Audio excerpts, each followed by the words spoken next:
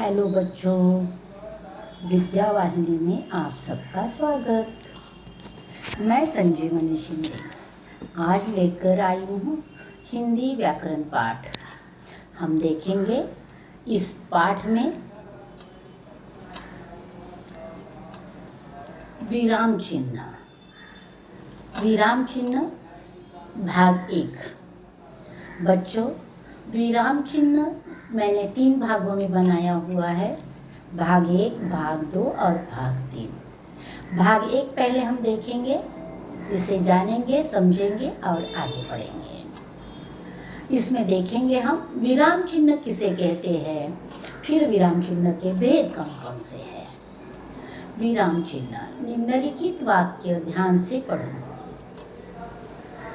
देखो, वाक्य ध्यान से पढ़ रही हूँ मैं, आप ध्यान से सुनो और इसमें क्या बदलाव होता है वह देखो। राम को रोको मत, जाने दो।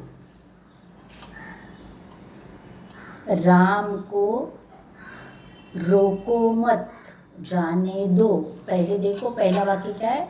राम को रोको मत, जाने दो, यानी जाने के लिए रोकना है। और दूसरा वाक्य, राम को रोको मत, जाने दो, यानी रोकना नहीं है। इस प्रकार अब देखो इसमें क्या किया है। उपर्युक्त तो दोनों वाक्यों में अल्पविराम का उपयोग किया गया है, लेकिन एक ही वाक्य में अल्पविराम की जगह बदल जाने के बाद पूरे वाक्य का अर्थ ही बदल जाता है। क्योंकि देखो, एक अल्पविराम बदला तो पहले वाक्य में कहा जाता है कि राम को रोको, यानी जाने नहीं देना है, और दूसरे वाक्य में होता है कि राम को रोकना नहीं है, उसे जाने देना है, यानी पूरा अर्थ बदल जाता है। इसलिए विराम चिन्ह का महत्व बहुत ज़्यादा होता है। विराम का अर्थ है रुकना या विश्राम करना। बोलते समय या बातचीत करते समय हम ही एक गति से नहीं बोलते। अपनी बात पर बल देने के लिए या समझाने के लिए हमें रुकना पड़ता है। किस समय पर रुकना, कितना रुकना तथा वाक्य के भावों को किस तरह प्रकट करना आदि बताने के लिए अलग अलग प्रकार का विराम हम देते हैं। लिखते समय रुकने की इन जगहों पर हम कुछ चिन्हों का प्रयोग करते हैं, उन्हें विराम चिन्ह कहते हैं। तो समझ में आ गया।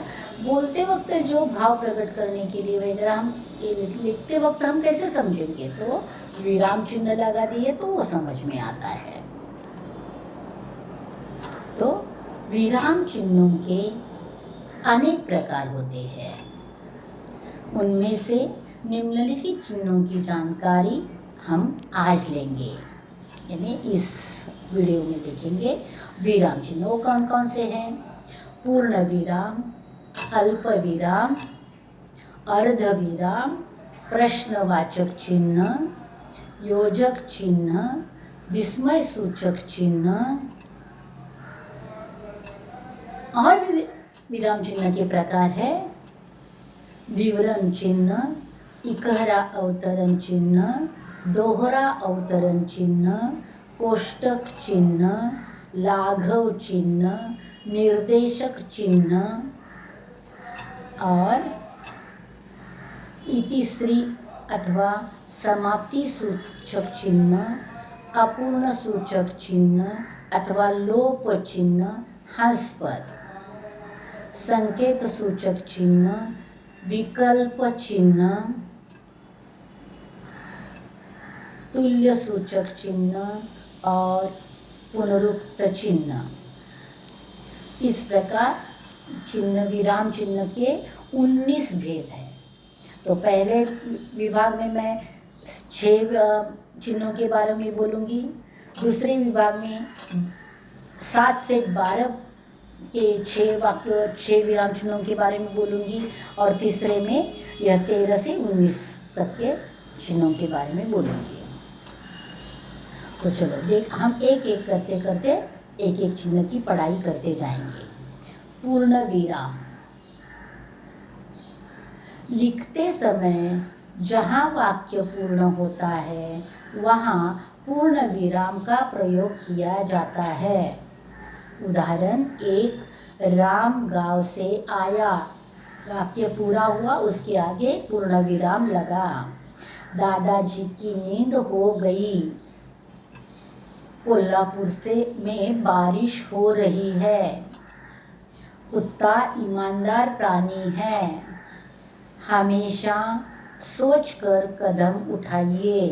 तो इस प्रकार 5 वाक्य मैंने दिए और हर वाक्य में बताया गया है कि पूरा वाक्य अर्थपूर्ण वाक्य हो जाए तब उसके बाद में लास्ट में पूर्ण विराम दिया जाता है। पूर्ण विराम का मतलब ये होता है कि यहाँ वाक्य पूरा हुआ है। अगला भेद है अल्प विराम। अल्प, उसमें ही अर्थ है कि थोड़ा रुकने के लिए अल्प विराम का उपयोग किया जाता है। पढ़ते वक्त या लिखते वक्त अर्ध विराम से भी कम समय रुकना हो अथवा वाक्य में एक ही जाति के अनेक शब्द पास पास आने पर उनके बीच में अल्पविराम यह चिन्ह लगाया जाता है। इसके उदाहरण हम देखेंगे। दादा दादी मम्मी पापा सब घूमने जा रहे हैं। तो देखो इसमें एक ही जाति के एक ही घर के सदस्य हैं सब, दादा दादी मम्मी पापा सब घूमने जा रहे हैं, तो सबके बाद अल्प विराम आया है। तुम सही सोचो सही करो। सही सोचो एक वाक्य है, सही करो एक वाक्य है, दोनों के बीच में थोड़ा रुकना है। तो लेकिन देखो यह पूरा वाक्य नहीं है, पहले पर दूसरा आधारित है, तो इसके लिए अल्प विराम आया है। माँ बाजार से फल सब्जी लेकर आई, यानी बहुत सारी चीज़ें लेकर आई, तो उसके बीच में अल्प विराम आता है। दादी ने कहा तुम बैठो। आत्मिकता अपने कार्य, बोलना, व्यवहार इनसे दिखती है। तो कार्य, बोलना, व्यवहार यह शब्द आए तो इनके बीच में अल्प विराम आया है। तो बच्चे समझ में आया होगा, वाक्य में थोड़ा रुकने के लिए अथवा एक ही जाति के शब्द आने के बाद अल्प विराम लगता है। अर्ध विराम। वाक्य लिखते अथवा पढ़ते वक्त वाक्य में जहाँ अल्प विराम से ज़्यादा और पूर्ण विराम से कम ठहरना हो और वह वाक्यांश के साथ एक वाक्यांश के साथ दूसरे वाक्यांश का संबंध दिखाना हो, वहाँ अर्ध विराम का प्रयोग किया जाता है। संयुक्त वाक्य में समुच्चय बोधक अव्यय के पहले अर्ध विराम का प्रयोग किया जाता है। तो उसके उदाहरण हम देखेंगे। राम गांव पहुंचा, लेकिन उसे वहां कोई नहीं मिला। दूसरा वाक्य, माँ ने खाना बनाया और सबको परोसा, यानी खाना बनाने की क्रिया अलग है, परोसने की अलग है। तो दो वाक्य अलग अलग है, दोनों वाक्यों को जोड़ने के लिए और आया है, तो उसके पहले अर्धविराम आता है। मैंने लिखा था कि संयुक्त वाक्य में, जो संयुक्त वाक्य होता है उसमें समुच्चय बोधक अव्यय आता है और उसमें उस वाक्य समुच्चय बोधक अव्यय के पहले अर्धविराम लगता है। पहले वाक्य में लेकिन समुच्चय बोधक है, दूसरे वाक्य में और समुच्चय बोधक है। तीसरा वाक्य देखेंगे। तीसरे वाक्य में समुच्चय बोधक होगा ऐसा नहीं है।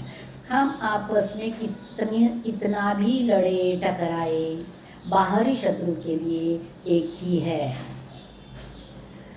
आगे, समाज में अनेक प्रकार के लोग होते हैं, अच्छे भी बुरे भी। पुणे जाते जाते अचानक हम सिंहगढ़ देखने गए।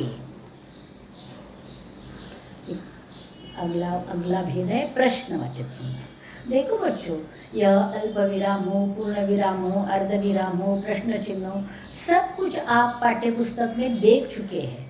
क्योंकि आप पहली कक्षा से पाठ्य पुस्तक पढ़ते हो, तो पहली कक्षा से आपने ये सब चिन्ह देखे हुए हैं। सिर्फ आपको याद रखना है अब कि कौन सा चिन्ह कब दिया जाता है। आपको कभी भी कोई भी इसकी डेफिनेशन नहीं पूछता। आपको सिर्फ वाक्य दिया जाता है और उस वाक्य में चिन्ह लगाने के लिए कहा जाता है।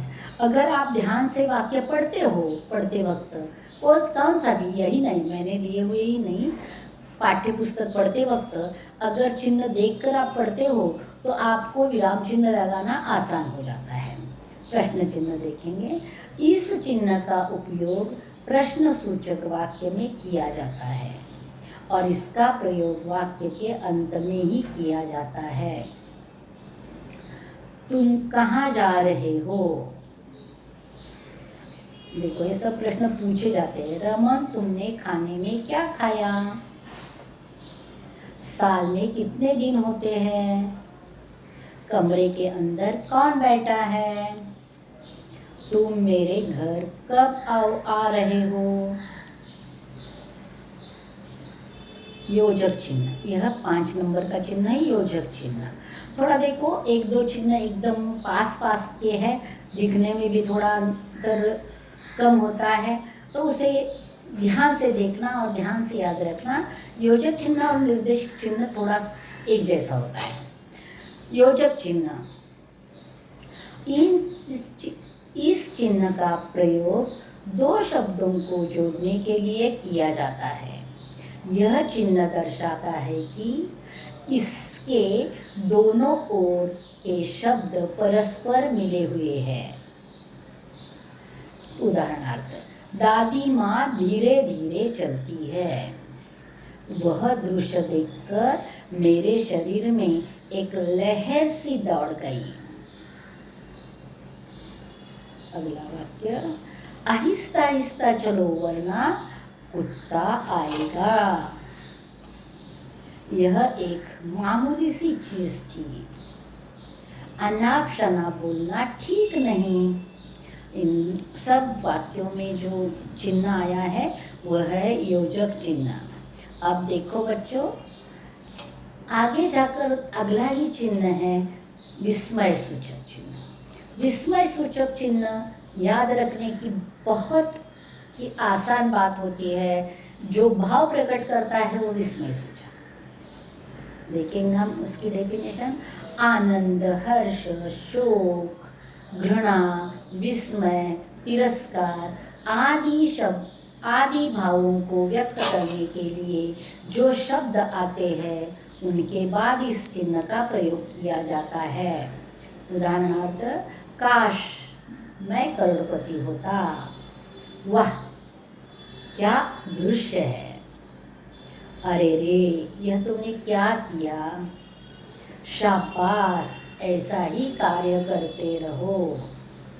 हे भगवान, मुझे शक्ति दो। इस प्रकार चिन्ह जो काश, वाह, अरे रे, शाबाश, हे भगवान के बाद विस्मय सूचक चिन्ह लगा है। उसके बाद हम देखेंगे, इसका ही मैंने चार्ट बना कर दिया है। अगर चार्ट भी आप अगर 2 बार 3 बार ध्यान से पढ़ोगे, या तो परीक्षा है, पूरी वीडियो देखने के लिए समय नहीं है, ऐसे में अगर यह वीडियो खोलकर लास्ट वाले चार्ट देखकर परीक्षा के लिए गए तो भी आपको अच्छे से विराम चिन्ह देना आएगा। पूर्ण विराम, पहले क्रम दिया है, फिर चिन्ह दिया है, फिर चिन्ह का नाम और वाक्य में प्रयोग। अब है पूर्ण विराम। कैसे दिया जाता है वो चिन्ह में दिया है। राम ने खाना खाया। फिर अल्प विराम, पिताजी खिलौने किताबें लेकर आए। अर्ध विराम, तुम कितने भाग्यशाली हो, इतना अच्छा परिसर मिला है। अगला प्रश्न चिन्ह कैसे दिया जाता है, चिन्ह में बताया है। आज कितने लोग उपस्थित हैं, योजक चिन्ह। बगीचा में फल फूल खिले हैं, विस्मय सूचक चिन्ह। अरे वाह, तुमने तो कमाल कर दिया।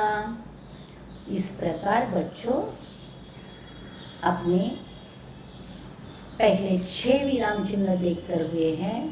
यहाँ मैं रुकती हूँ, अगला वीडियो लेकर आ रही हूँ विराम चिन्ह भाग 2। तब तक इंतज़ार में रहना। धन्यवाद बच्चों।